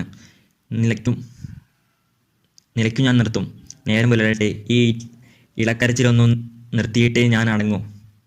പിറ്റേന്ന് ശാന്തമ്മയെ കണ്ടത് അമ്മായിയാണ്. നേരം പുലരുകയാണ്. മുത്തശ്ശൻ കാപ്പി വിളിച്ചപ്പോൾ കടി വിളി കേട്ടില്ല. അമ്മായി പടിഞ്ഞാറ്റിൻ്റെ അകത്തേക്ക് ചെന്നു. ശാന്തമ്മ പായിൽ തവളക്കോരിയിട്ടു കിടക്കുകയാണ്. ഉണർത്താനൊന്ന് തൊട്ടു നോക്കി. വിറങ്ങലരിച്ചിരുന്നു. വേണ്ടാങ്കടിയുടെ ദാഹമാകെ നീരു കയറിയിരുന്നു. ശ്വാസം കിട്ടാതെ മരിച്ച പോലെ അവൾ പായിൻ്റെ വക്കിൽ മുറുകെ പിടിച്ചിരുന്നു. ഈ കഥ ഇവിടെ അവസാനിക്കുന്നില്ല എന്ന് പറഞ്ഞിട്ടാണ് കോവിലകൻ ഈ കഥ ഇവിടെ നിർത്തുന്നത്. ഇത്രയും നമ്മൾ പറഞ്ഞത് ഈ പാഠഭാഗം കംപ്ലീറ്റ് ഒന്ന് നമ്മൾ വായിച്ചു നോക്കുകയാണ് ചെയ്തത്. ഇനി നമ്മൾ ഇതിലെ ഒരു തീം എന്താണെന്നൊന്ന് എടുത്ത് പരിശോധിക്കുകയാണ്. ആദ്യത്തെ 2 കുട്ടികൾ പെൺകുട്ടികളായിരുന്നു. അവരെ എല്ലാവരും എല്ലാ പരിഗണനയും നൽകിയായിരുന്നു വളർത്തിയിരുന്നത്. എന്നാൽ 3ാമത്തെ പെൺകുഞ്ഞായിരുന്നു. അതിനും അവർ എല്ലാ പരിഗണനയും നൽകി. ഇനിയുള്ളത് ഒരു ആൺകുഞ്ഞാകും എന്ന് കരുതി സമാധാനിച്ചു. 4ാമത്തെ കുട്ടിയും പെൺകുഞ്ഞായപ്പോൾ മുത്തശ്ശിനു പേരിടുന്ന സമയത്ത് തന്നെ പലതരം പേരുകൾ ഒരേ സമയം തന്നെ വിളിക്കുമായിരുന്നു. ഇനി പെൺകുട്ടികൾ ഉണ്ടാവാതിരിക്കാൻ എല്ലാ പേരും അവർക്കു തന്നെ നൽകുമായിരുന്നു. എന്ന് ഏത് പേരിൽ മുത്തശ്ശൻ വിളിച്ചാലും അത് സരസ്വതിയെയാണ്. മുത്തശ്ശൻ ധാരാളിത്തത്തിൽ വളർന്ന വ്യക്തിയായിരുന്നു. അതിനാൽ തന്നെ മുത്തശ്ശന് ഇപ്പോഴത്തെ ആ കുടുംബത്തിന്റെ സ്ഥിതി അറിയില്ലായിരുന്നു. മുത്തശ്ശന്റെ പൂർവികരുടെ കാലത്ത് സമ്പന്നമായിരുന്നു ആ കുടുംബം. എന്നാൽ മുത്തശ്ശൻ കുടുംബത്തിന് പ്രാധാന്യം നൽകുന്നതിന് പകരം മുത്തശ്ശൻ ആരോഗ്യവാനായിരുന്ന കാലത്ത് മല്ലന്മാർ തമ്മിലുള്ള യുദ്ധത്തിൽ അവരെ പിടിച്ചു നിർത്തുന്നതിനും ഇടനിലക്കാരനായിട്ടും നാട്ടിലെ പ്രശ്നങ്ങൾ പറഞ്ഞു തിരിക്കുന്നതിന് പഞ്ചായത്തിയായി നടക്കുക, ഇങ്ങനെയെല്ലാമായിരുന്നു അദ്ദേഹത്തിന്റെ ജീവിതം. കൃഷി ചെയ്യാതായതിനാൽ പിന്നെ ജന്മി പാഠസ്ഥലം ഒഴിച്ചെടുത്തു. ആദ്യം വീട്ടിന്റെ പത്തായപ്പുര, അടുക്കള എന്ന് വേണ്ട എവിടെ നോക്കിയാലും നെല്ലായിരുന്നു. അത്രമേൽ സമ്പന്നമായിരുന്നു ആ കുടുംബം. എന്നാൽ മുത്തശ്ശൻ വേണ്ട രീതിയിൽ ഗൗനിക്കാതിരുന്നതിനാൽ ആ സമ്പന്നതയെല്ലാം ഇല്ലാതായിപ്പോയി, ക്ഷയിച്ചുപോയി. ആദ്യം പാൽ ചായ കുടിച്ചിരുന്ന മുത്തശ്ശൻ പിന്നീട് അത് മാറി കടുങ്കാപ്പിയിലേക്ക്. ചായയുടെ രുചി പിടിച്ചില്ല. അങ്ങനെ കടുങ്കാപ്പിയിലേക്ക് മാറി. മുത്തശ്ശന് മാത്രമേ കാപ്പി നൽകാറുണ്ടായിരുന്നുള്ളൂ. മുത്തശ്ശന്റെ ഒരു ഓഹരി മുത്തശ്ശൻ പേരക്കിടാങ്ങൾക്കായി നൽകുമായിരുന്നു. അത് അമ്മയ്ക്ക് ഇഷ്ടമല്ലാതായിരുന്നു. അമ്മ പറയും, ആ വസ്തുക്കൾ ആ പാവത്തിൽ നിന്നും കഴിക്കുന്നു പറയും എന്ന് പറഞ്ഞിട്ട് കുഞ്ഞുങ്ങളെ ശകാരിക്കുന്നു. എന്നാൽ മുത്തശ്ശന് തന്റെ പേരക്കിടാങ്ങൾക്കു നൽകിയില്ലെങ്കിൽ ഉറക്കം വരില്ല എന്ന അവസ്ഥയും ഇവിടെ കാണാൻ കഴിയുന്നുണ്ടായിരുന്നു. മുത്തശ്ശൻ കുട്ടികളോട് സ്ത്രീകളുടെ പോരായ്മകൾ പറഞ്ഞു നൽകും. കുഞ്ഞനിയൻ വീട്ടിലേക്ക് വന്നപ്പോൾ ഭർത്താവിനുമായി സംസാരിച്ചിരിക്കുന്ന സമയത്ത് ഭർത്താവിനെ അരികിൽ വിളിച്ചു വരുത്തി, എന്നിട്ട് സ്വന്തം മുതുകിലടിച്ച് ഭക്ഷണമില്ലെങ്കിൽ നിങ്ങൾ തന്നെ ഇറങ്ങിപ്പോകാൻ പറഞ്ഞൂടെ എന്നെ എന്തിനാ തല്ലുന്നേ എന്ന് ചോദിച്ച സ്ത്രീ വിഭാഗത്തെ കളിയാക്കുന്ന ഒരു ഭാഗം കഥയിൽ വിവരിക്കുന്നുണ്ട്. 5ാമത്തെ കുഞ്ഞും പെൺകുഞ്ഞാകുന്ന സമയത്ത് ഭർത്താവ് വീട്ടിൽ നിന്നും ഇറങ്ങി പോകുന്നു. കുഞ്ഞ് നിലവിളിക്കുന്ന സമയത്തും ആരും എടുക്കുന്നില്ല. ചവർപ്പിന്റെ ഗന്ധമുണ്ടായതിനാൽ കുഞ്ഞിനെ എടുക്കാത്ത ആളായിരുന്ന, അതായത് 6ാമത്തെ കുഞ്ഞായി വേണ്ടാങ്കടി ജനിക്കുമ്പോൾ അത്രയും കാലം കുഞ്ഞുങ്ങളെ എടുക്കാതിരുന്ന മുത്തശ്ശനാണ് പിന്നീട് ആ കുഞ്ഞിനെ എടുത്തത്. പെൺകുഞ്ഞ് ആയതിനാൽ തന്നെ വീട്ടിൽ എന്നും പിന്നീട് അടി, ചീത്ത, ശകാരം അങ്ങനെയൊക്കെ ആയിരുന്നു. ആ കുടുംബത്തിന്റെ സമാധാനം കംപ്ലീറ്റ് നഷ്ടപ്പെട്ട ഒരു സിറ്റുവേഷൻ. ഭാര്യയും ഭർത്താവും പരസ്പരം ഇണ്ടാതായി. അങ്ങനെ നീളുന്നു പ്രശ്നങ്ങളുടെ പരമ്പര. ശേഷം ആ കുഞ്ഞിന് പേര് നൽകുന്ന സമയത്ത് ശാരദ എന്ന് പേര് നൽകണമെന്നായിരുന്നു അമ്മായി പറഞ്ഞിരുന്നത്. അമ്മായി പൈസ അയക്കുന്ന നേരത്ത് പറഞ്ഞിട്ടുണ്ടായിരുന്നത്. എന്നാൽ മുത്തശ്ശൻ ആ കുഞ്ഞിന് നൽകിയ പേര് വേണ്ടാങ്കടി എന്നായിരുന്നു. മുത്തശ്ശന്റെ വേണ്ടാങ്കടി. ആർക്കും പെൺകുഞ്ഞായതിനാൽ തന്നെ ആ കുഞ്ഞിനെ വേണ്ടായിരുന്നു എന്നായിരുന്നു വാസ്തവം. അതിനാലായിരുന്നു അങ്ങനെ ഒരു നാമോദയം ആ കുഞ്ഞിന് നൽകിയത്. എന്നാൽ മുത്തശ്ശന് ആ കുഞ്ഞിനെ ഇഷ്ടമായിരുന്നു എന്നതും ശ്രദ്ധേയമായിരുന്ന മറ്റൊരു കാര്യം. പഞ്ചായത്തിൽ നിന്നും മറ്റും ആളുകളും വന്ന് പ്രസവം നിർത്തണം, അല്ലെങ്കിൽ കുറച്ചു കാലം കഴിയുമ്പോൾ 10-14 പേര് മക്കളാകും എന്ന് പറഞ്ഞതും പാഠഭാഗത്ത് കാണാൻ സാധിക്കുന്നുണ്ട്. 6ാമത്തെ കുട്ടിയായ വേണ്ടാങ്കടിക്ക് തന്റെ വീട്ടിലേക്ക് വിരുന്നു വന്ന അമ്മായിയുടെ മകളോട് കളിപ്പാട്ടം ചോദിക്കുന്നു. അവളുടെ വസ്ത്രം തനിക്ക് തരുമോ എന്ന് ചോദിക്കുന്നു. ഉഷ എന്നായിരുന്നു ആ കുട്ടിയുടെ പേര്. അവളുടെ അടുത്തുനിന്നും പിന്നീട് മാല ചോദിക്കുന്നുണ്ട്. ആദ്യം അത് നൽകാൻ ആ ഉഷ എന്ന് പറഞ്ഞാൽ ചെറിയ കുട്ടിക്ക് ഒരു ഇഷ്ടമല്ലായിരുന്നു. അവൾ പിന്നെ ചോദിക്കുന്നുണ്ട് വസ്ത്രം വേണോ എന്നൊക്കെ. അപ്പോൾ വേണ്ടാങ്കടി ഒന്നും ഇടുന്നില്ല. പിന്നീട് അവസാനം മാല വേണോ എന്ന് ചോദിക്കുമ്പോൾ ശാന്തമ്മയ്ക്കിടെ കണ്ണുകൾ തിളങ്ങുന്നുണ്ട്. അവൾക്ക് ആദ്യമായി മാല ലഭിക്കുന്നു ഉഷയിൽ നിന്നും. ഉഷയുടെ അമ്മ വിവാഹം കഴിഞ്ഞ് 4 വർഷത്തിന് ശേഷമാണ് ഉഷ ജനിക്കുന്നത്. അപ്പോൾ ഒരു ഭാഗത്ത് അറിവില്ലായ്മ കൊണ്ട് അങ്ങനെ വേണമെന്നുണ്ടെങ്കിൽ പറയാം.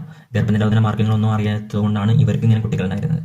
എന്നാൽ മറുഭാഗത്ത് ഇവർക്ക് ഈ നിയന്ത്രണ മാർഗങ്ങളെല്ലാം അറിയുന്ന ഒരു വിഭാഗം, അങ്ങനെ ഒരു കാര്യം ഇവിടെ എടുത്ത് കാണിക്കുന്നുണ്ട്. ഗർഭനിരോധന മാർഗങ്ങളെക്കുറിച്ചും ജനസംഖ്യാ വർധനവിനെക്കുറിച്ചും സമഗ്രമായ ജ്ഞാനം ഉണ്ടായിരുന്നു. അതിനാലായിരിക്കണം അവരുടെ കുഞ്ഞുങ്ങളുടെ എണ്ണം കുറവായിരുന്നത്. വേണ്ടങ്കടി ഉഷയിൽ നിന്ന് മാല വാങ്ങിയത് അവളുടെ അച്ഛന് കാണുന്നു. വടിയെടുത്തുകൊണ്ട് അവളെ പൊതിരെ തല്ലുന്നു, ചവിട്ടി ഉരുട്ടുന്നു. അമ്മയും കുഞ്ഞിനെ കൊല്ലാൻ കൂടെ നിൽക്കുന്ന അവസ്ഥയും കാണാൻ കഴിയുന്നു. മുത്തശ്ശന് രാത്രി ഒരു ദിവസം കാണാതെ പിന്നീട് രാത്രി ആ കുഞ്ഞ് കരയുമ്പോൾ ഈ അടി കൊണ്ട് കരയുന്ന ആ സിറ്റുവേഷനിൽ ഇവളുടെ അച്ഛൻ വന്നിട്ട് വെട്ടുകത്തി ഉപയോഗിച്ച് കണ്ട് അതിൻ്റെ പട്ട കൊണ്ട് തല്ലാണ്. അടുത്ത ദിവസത്തേക്ക് വന്ന് നോക്കുമ്പോൾ ആ കുഞ്ഞ് മരിച്ചു കിടക്കുന്ന ഒരു കാഴ്ചയാണ് കാണുന്നത്. ഈ കഥ ഇവിടെ അവസാനിക്കുന്നില്ല എന്ന വാക്യത്തിലൂടെയാണ് കഥ അവസാനിക്കുന്നത്.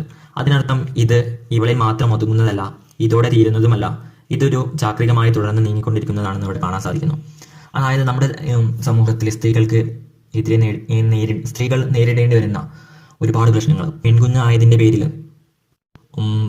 ഭാര്യയ്ക്കും അതുപോലെ തന്നെ കുട്ടികൾക്കും നേരിടേണ്ടി വരുന്ന ഒരുപാട് മാനസിക സംഘർഷങ്ങളും എല്ലാം കൂട്ടിയാണ് ഈ കഥ കോവിലകൻ എഴുതി തീർക്കുന്നത്.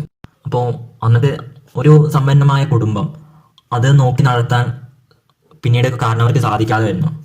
അയാളുടെ നല്ല കാലത്ത് പ്രശ്നങ്ങൾ തീർപ്പാക്കാനും മറ്റും നടന്നിട്ട് ആ കുടുംബം ക്ഷയിക്കുന്നതിന് കാരണമാകാണ്.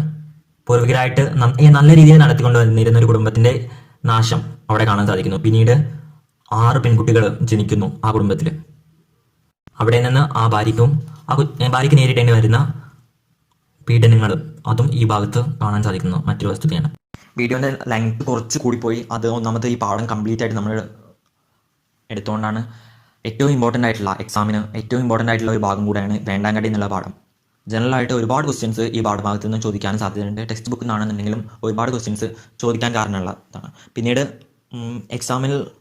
എക്സാം എഴുതാൻ പോകുന്നവരുടെ പ്രത്യേകമായിട്ടുള്ള ശ്രദ്ധ എന്താണെന്ന് വെച്ചാൽ പാഠഭാഗം നന്നായിട്ട് വായിച്ചതിന് ശേഷം മാത്രമേ എക്സാം എഴുതാൻ പോകാൻ പാടുള്ളൂ. ഞാൻ അതുകൊണ്ട് തന്നെയാണ് ഈ കംപ്ലീറ്റ് ഭാഗവും വായിച്ചത്. കാരണം ഓരോരോ ഇൻസിഡൻറ്റ് തന്നിട്ട് അത് ഏത് പാഠഭാഗത്തിൽ നിന്നാണെന്നും അതിൻ്റെ സിറ്റുവേഷൻ ഏതാണെന്ന് വിവരിക്കാനുള്ള ക്വസ്റ്റ്യൻസും കൂടെ ഉണ്ടാവും. അപ്പോൾ അതിനുകൂടെ വേണ്ടിയിട്ടാണ് ഞാൻ ഈ പാഠഭാഗം കംപ്ലീറ്റ് ആയിട്ട് വായിച്ചിട്ട് വീഡിയോ ചെയ്തത്. അപ്പോൾ നിങ്ങളുടെ അഭിപ്രായങ്ങളും നിർദ്ദേശങ്ങളും ചുവടെ കമൻറ്റായിട്ട് രേഖപ്പെടുത്തുക. നമ്മൾ എല്ലാ പാഠഭാഗവും ഡിസ്കസ് ചെയ്തതിന് ശേഷം previous year question paper collect ചെയ്ത് അതിൻ്റെ ഒരു ഡിസ്കഷൻ സെഷൻ കൂടെ നടത്താമെന്ന് ആഗ്രഹിക്കുന്നുണ്ട്. അപ്പോൾ എല്ലാവർക്കും നല്ലൊരു എക്സാം ആശംസിക്കുന്നു.